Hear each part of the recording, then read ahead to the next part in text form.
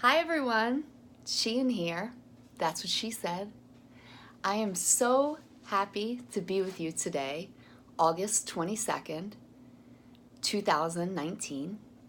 It is a little over 2 months since I last came to you and completed chemo.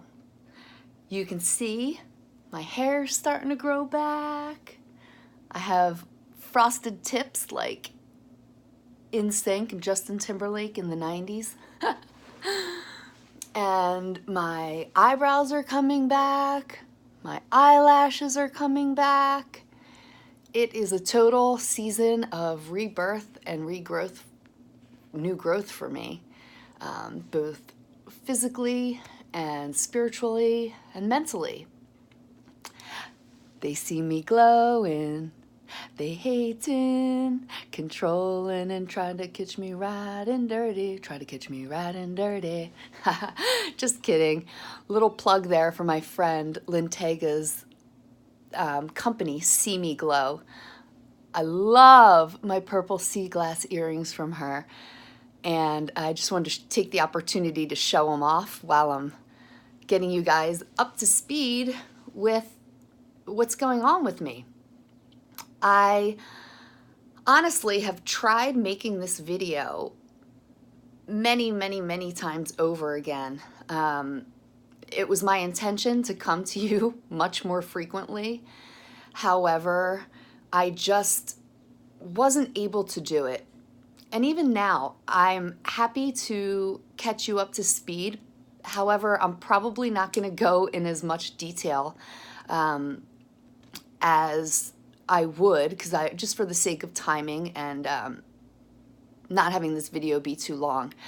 I really wanted to just let everyone know how I'm doing. I've gotten so many messages from you, all of your prayers, support, encouragement, and it has been truly carrying me along and humbling every time I receive it. Senor Geen, your prayer cards are just, I cherish them so much.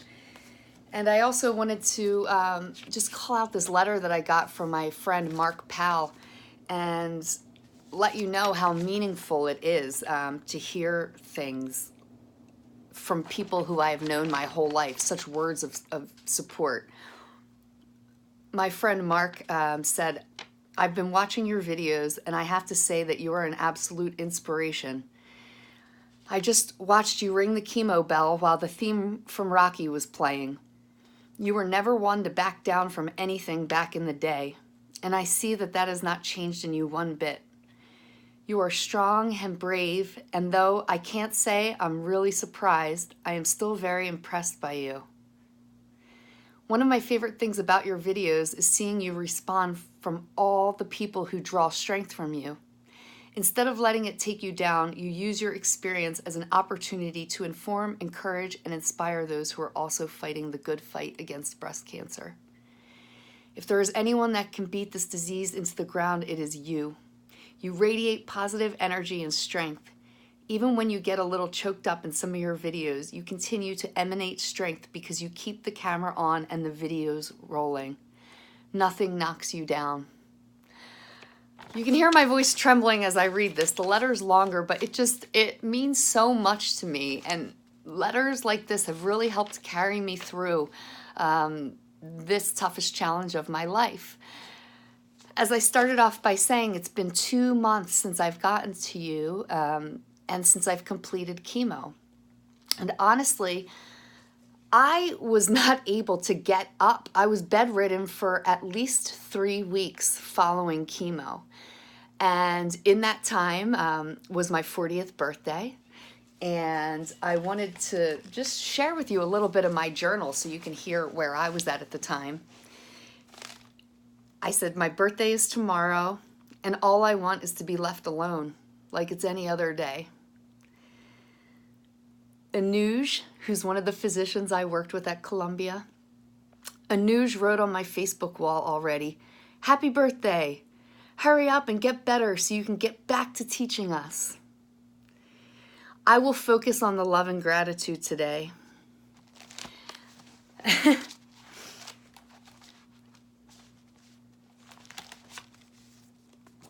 The next one. I miss the little things. I miss showering for too long as I carelessly wash my hair and enjoy the water. I miss bathing. I miss temperature regulation. I miss putting my hair up in a towel and twisting it. I miss playing with my hair, putting it up, braiding it. And then I quickly switched to things that I'm grateful for. I'm grateful for breakfast with my dad and the boys. I'm so blessed that my friend Michelle Franzoni brought me a beautiful painting of a mermaid unsuspectedly. I was feeling really depressed, and my friend Beatrice came down to visit me with her husband Victor. During breakfast with my dad and brothers, I cried a lot. And I felt bad because I monopolized most of the breakfast. Ugh, they are so supportive and loving. Thank you, God. I pushed away my grandma and my mom. I'm just not feeling up for anything today. Even them helping me in any capacity, I hope they can forgive me. Those were just a few of the passages from June, and it was very emotional. The last round of chemo threw me into full-blown menopause. And with menopause comes a lot of emotions and being out of control, as well as hot flashes. And the hot flashes were so bad that they were making me vomit. Oh, stop crying. We got this. Like Mark said, we're going to push through. I feel the weight of the magnitude of pressure of wanting to convey a message to you that is meaningful and helpful for those of you going through this in the future, coupled with wanting to get it right and then also just wanting to let it go, has me sort of in a space in between. And hence my delay in making this video for you, even in the first place. I feel like I've been all over the map. For me, this has been a summer of opposites. Typically, I get to enjoy being outside. I get to be swimming in the ocean. And instead, I have to stay inside and shift my perspective and enjoy the rainy days and being inside, being in the air conditioning. And it really has just helped teach me to really stay in the middle ground and not be so feast or famine, living in the extremes, which provoke that feast or famine. For example, working so much in the cath lab, not having access to the beach or Mother Nature, I was just in too much of a work mode. And then I would feel starved from Mother Nature and the beach. And then when I got there, I felt like I never want to leave. And this season in my life has helped me to really see that in myself, and then helped me really break down to a level point of where do I want to build from here. And I have decided that I don't want to be in a reactionary state where I'm just reacting off of everything being thrown at me. I've decided that I want to come from a place of intention and ease, and remove all the blocks that I have in my life where I may have told myself stories that just weren't true, such as work hard, play hard. You got to work hard and then you get to play hard, as if those things are mutually exclusive. it that languaging lends to the extreme. So I'm being very careful of what I say to myself. And I'm really tapping into how enthusiastic I feel right now. My zest for life is coming back. And although that's a great thing, it also has me kind of all over the place in terms of where I want to go from here. That being said, I just need to breathe, realize I don't have to make any immediate decisions now. I just have to continue one day at a time, one foot in front of the other. So after the really rough chemo phase, or not after, simultaneous to the chemo phase, I had my radiation planning session on July 1st, and my father took me up for that. And during that planning session, I wound up getting 3 tattoos put on my body. And you can see they are super tiny. I'm going to try and show you. Right here is a tattoo. You can see another one right here. And you can see they're smaller than my freckles. Here is another one right here. And what they did was just poked a little needle and then poured ink on top of it. So I was joking around calling them prison tattoos because it really is prison style, just scratching you with the needle and pouring ink over it. That being said, it doesn't hurt and it's nothing to fear. However, you can see it's much smaller than a regular tattoo. So those of you who are different religions, I wish they would make a different term for this because it really isn't a tattoo. Consider it like a skin mark that it will be there permanently. However, it is clearly not a tattoo like my other tattoos. It is tiny, and it's critical for them to put the tattoos so that they can lay you on the x-ray machine and line up the laser beams. That way they can position the target area underneath the x-ray. So when you go in the x-ray room, in the radiation oncology room, you lay on a flat table and the x-ray machine is like a C and it comes over your body. And then the x-ray machine moves in different positions around your body. It never touches you. It never closes over you. For my treatment, they position the tube over my body in one angle, then another angle, and then they do a straight angle. And so it's LAO, RAO, AP. And when they're doing the straight angle, they have a little ruler that shows up on your skin. And for that, they actually wind up using a marker and drawing on you so that they can line up the targets and get the right area every time. Like I said, it doesn't hurt, and even though they're permanent, they're not really tattoos. I really wish they would come up with a medical term for this, just like they have medical terms for everything else, to break the stigma, because no one should be, refuse to be buried with their family because they're undergoing treatment for cancer.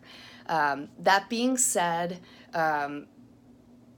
it is what it is, and if you are not able to get the skin marks, they can use marker and draw on you every time, which will take a little bit more time and it's a little bit more inconvenient.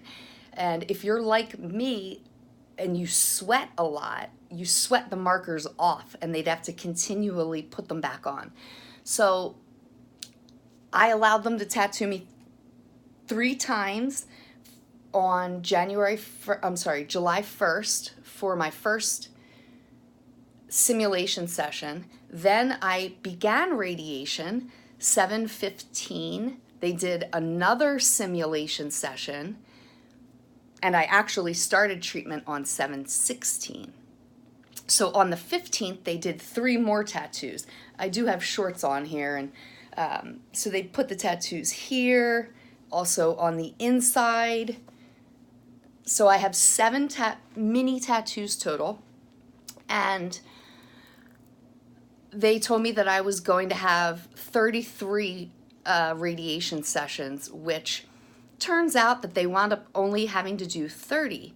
I'm not sure if I just wrote down the wrong number or what, but I was very happy to hear recently that I have 3 less treatments. It is 30 total. So on 7/15, I started my 30 treatments. And for the first 25, they targeted up here. And I'll show you. I've actually completed that treatment area, and you can see the little burn or red mark. I have not exposed my chest to the sun even once this summer. I have rash guards on and stay out of the sun entirely. So this is all from the x-ray machine. And you can see just a little. I think my skin integrity has held up extremely well. And you can see under here where also it's all red from the radiation.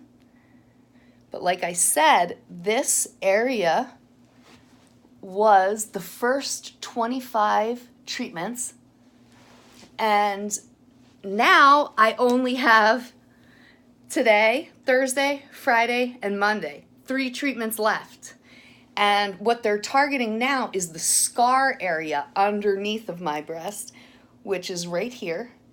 And you see my markers all wore off last night. So they will remark my skin today. They'll draw around the scar. And then they have this little extender piece that goes on the x-ray machine, and it targets right there. So one other thing that I forgot to mention is that in preparation for radiation, I had to go back to Dr. Fahey, the plastic surgeon, and have her deflate my chest. So all the inflations that I had done stretched my skin.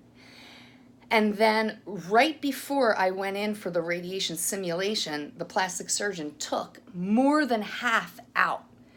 And this is one thing that I wanted to call out for the women going through this in the future.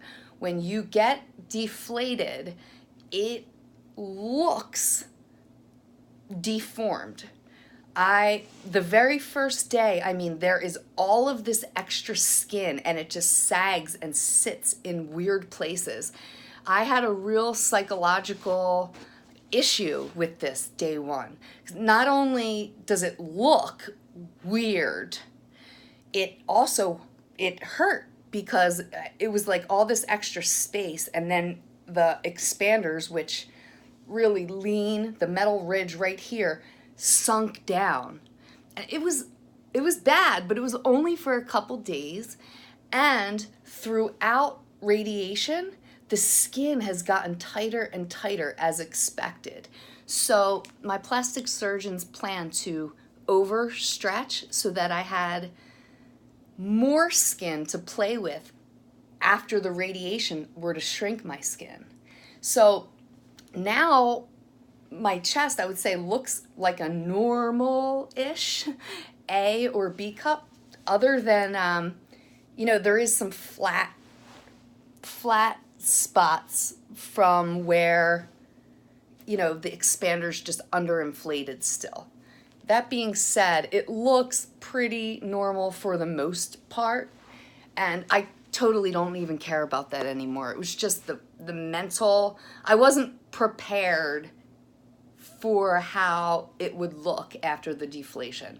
And my point to you is just know it's going to look odd for a brief period of time, but it will tighten back up, and this, like everything else, is temporary.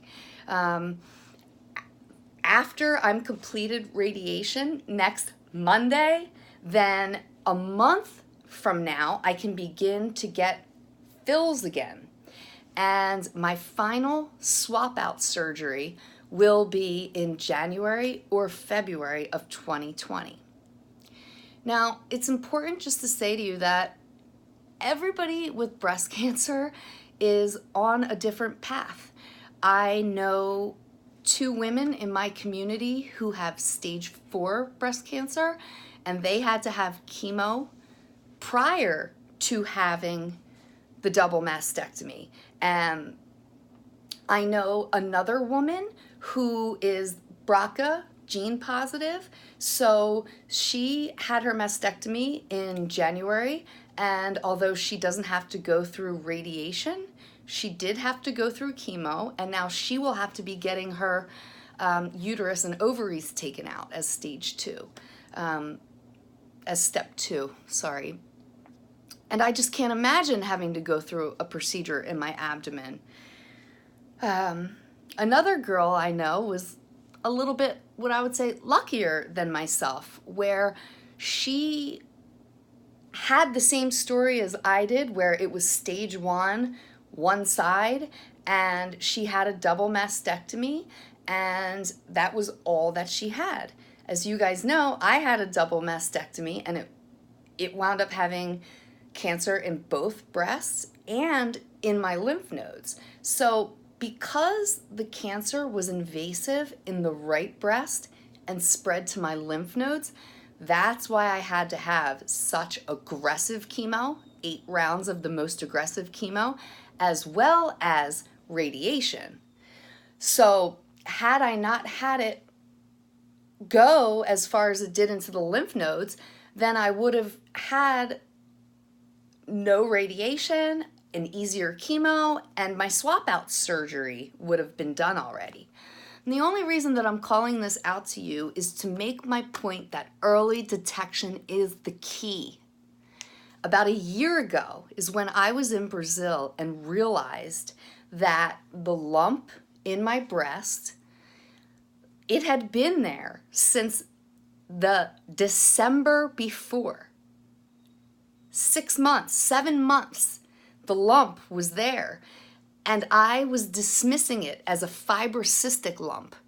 It felt the same as the fibrocystic lumps that I had had my entire life, and I just kept going, oh, it's getting smaller, it's definitely not cancer. I didn't think cancer, one, hurt. People would say cancer doesn't hurt. That's not true. My lump hurt. It, like fibrocystic, dense breast tissue does hurt. So I'm telling you this because I don't want you to dismiss any lumps you may feel. If you do feel it, go to the doctor, get checked out. Early detection is the key to survival. I cannot overstate this enough. Now, moving on from there,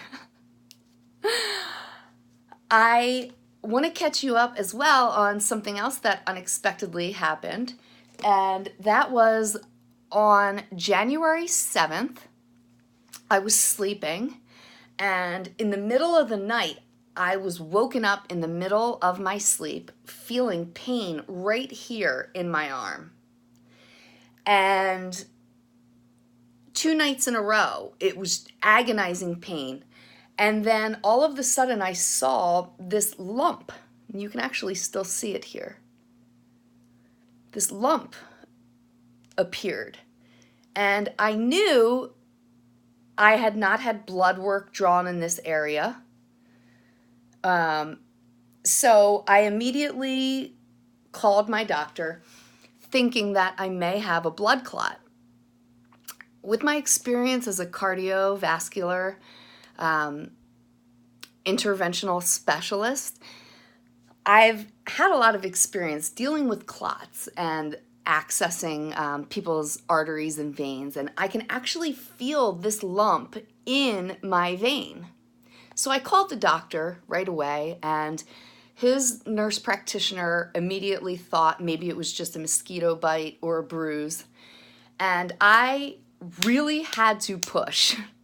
I had to push past a few boundaries to get the right procedure done for me. I knew that this felt like intuitively something was really wrong.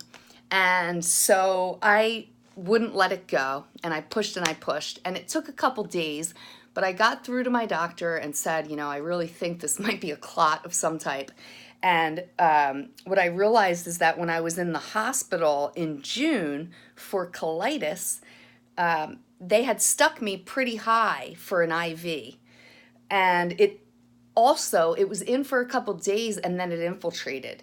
So that means it started to bleed around it and get some fluid into the tissue. So even though the lump was down here and the stick was up here, it turned out that I had a deep vein clot, a DVT, a deep vein thrombosis of the deep brachial vein that was caused by IV excess. And the clot it's blocked all the way up my deep vein and then goes to the superficial vein. And right here in the superficial vein, it is totally clotted with thrombus off. So what the doctor did was put me on blood thinners, really strong dose of Xarelto. And I am on that for 6 weeks. And on September 9th, I will be getting a follow-up Doppler ultrasound where they'll scan my arm and then hopefully clear me to go back to work. I cannot tell you how excited I am to get back to work. Oh my gosh. Guys, I can't tell you. When I got to see Dr. Maida and speak to him about going back to work, my dad said that it is the first time that he's seen me blush in a year. It's incredible, guys. I'm so excited because we're almost there. It's after being in such a hole of chemo. I mean, I'm telling you guys, I couldn't even get from my bedroom to the bathroom. I was using buckets to vomit, and it was that hard of an experience to get through because you really have to build yourself up from square one. Imagine going from that to doing simple things like making a smoothie. I can't tell you how hard it is when you're wiped out to nothing. And so I've really been building myself up from square one, taking care of the simple things, getting up, having my protein smoothie with organic blueberries, strawberries, bananas, making sure I do my skincare. When you're doing radiation, they recommend you use this Mioderm, which it was invented by radiation oncologists and radiologists for radiation therapy patients, and it's pretty expensive. I'm not gonna lie, when I get through this, part of me is gonna wanna help find a way to make this affordable for people who can't afford it, because it turns out that it's really only 3 different flowers that it's made from. It's all natural. However, it's about $36 a bottle, and I'm on my 4th bottle now. They have you start to use it before you start radiation. And I'll tell you guys, as much as we can't control what happens to us in life, we can do our best to help self-empower along the way. And I really believe this. I've seen it in my patients my whole life. It's about your mental attitude. When you give up, your body shuts down. When you commit and you do the harder things, your body will reward you for it. And I can't overstate again how much the doing isn't everything. However, it matters big time. And I talked to the radiation techs who are taking care of me as well, and they concurred that your attitude is a really big determining factor of how good you are going to make out through treatments. So as much self-empowering action you can take it. That being said, there is such a thing as too much. So for example, too much moisture is not a good thing. So they say within 4 hours of getting your radiation treatments, you're not supposed to put any lotion on. So just keep in mind that they say to put it on 2 to 3 times a day at first. And that is good enough until you start to have a little bit of skin breakdown. Then they may recommend that you add something else. And I talked to my doctor, and in addition to this Mioderm, I also use CBD, and I have also been using this, it's like a steroid cream, and this had to be prescribed to me. And it really helps. It really helps because this itches when, typically at night. And the other thing that I've been taking to help me with the itch is Benadryl. It really, really, really helps. And I don't like taking Benadryl at all because it makes me tired. However, I highly recommend that you give it a shot. And radiation, the biggest side effect is tiredness. I have been very sleepy lately, and my when I get tired is completely unpredictable. Sometimes I cannot get going in the morning. Other times it's when we're in the car ride home or as soon as I get home. It's completely unpredictable. But staying out of the sun and listening to the doctors, I'm not allowed to go in any pools. Anything that could dry out my skin. Chlorine is no. Salt water is a no. So I haven't been in the ocean. Can you believe that I have only been to the beach one single day this entire summer? One day. I think it was July 14th when my Aunt Jonna was here visiting me. She got me to go to the beach, and it was so wonderful. We only went for about 45 minutes, but it was enough. And now, I'll tell you guys, having the blood clot in my arm really woke me up. And I want to read to you my journal entry from 7/11, Reflections. I have officially suffered enough for this lifetime and all others.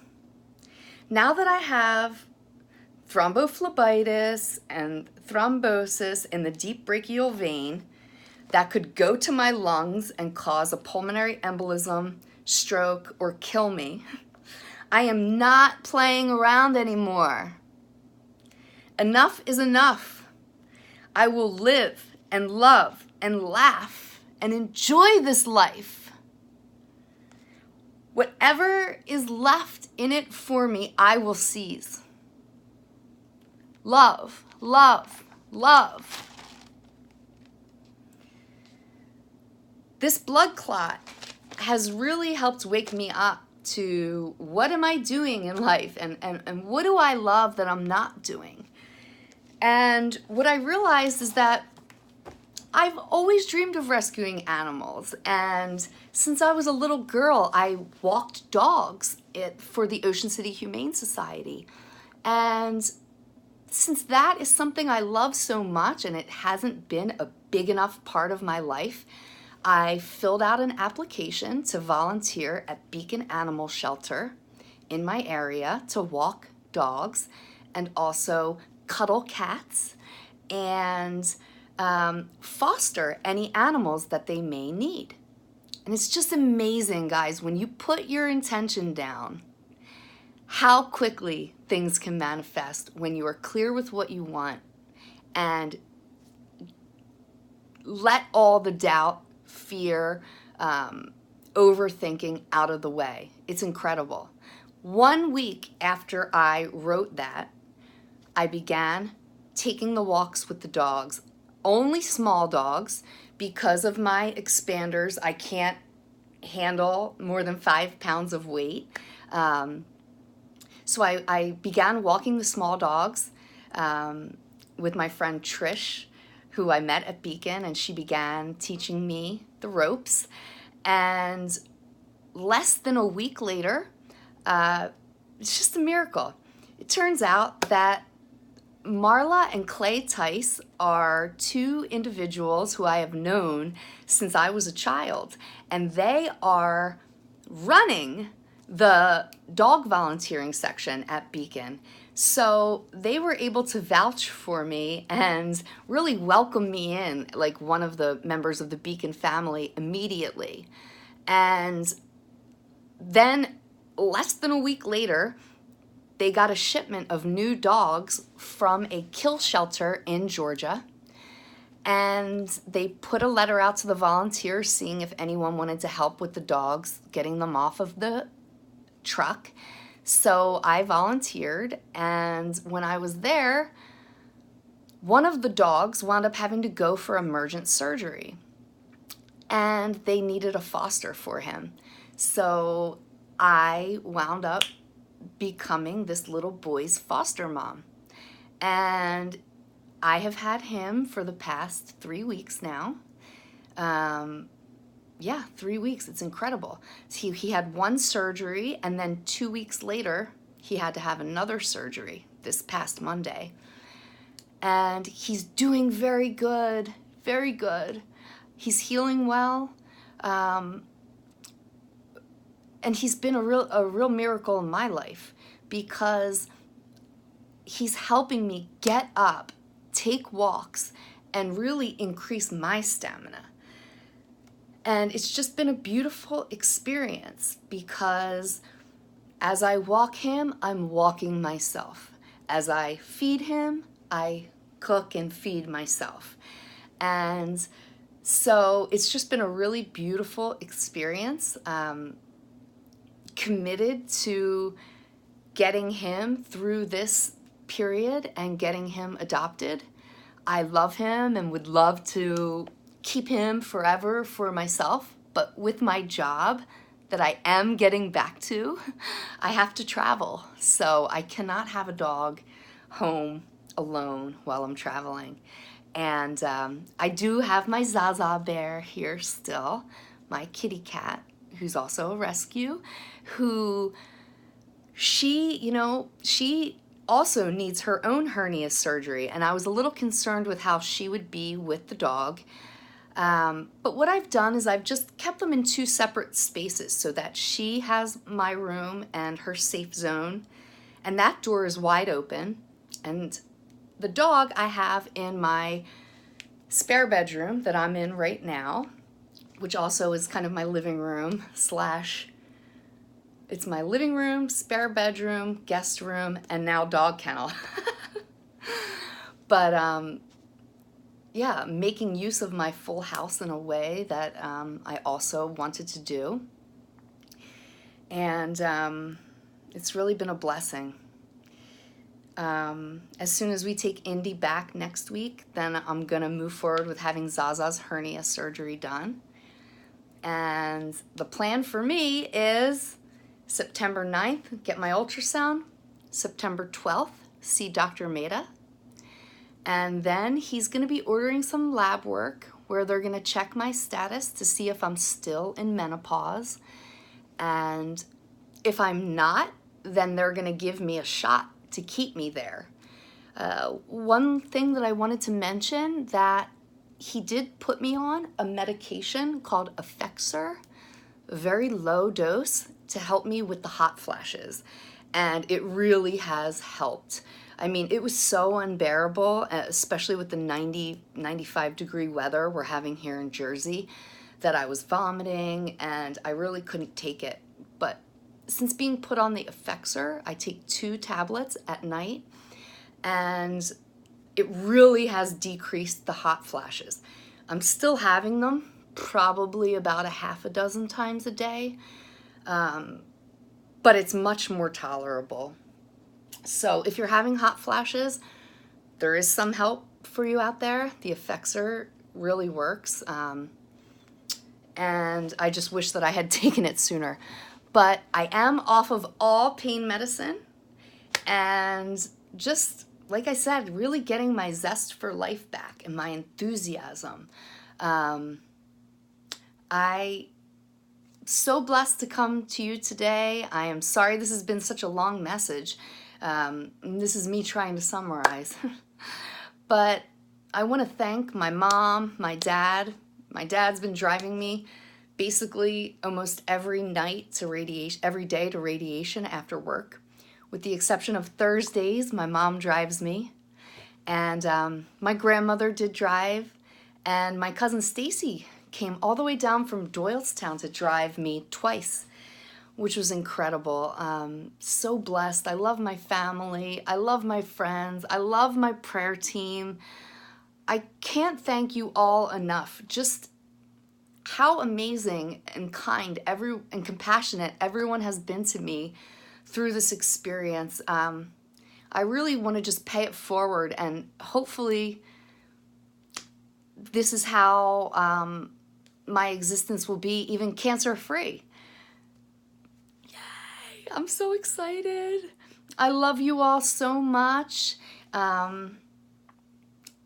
God bless. If any of you want to see some of the pictures that I have shared, you can follow me on my social media sites or on Facebook under That's What She Said or She Sells Seashells.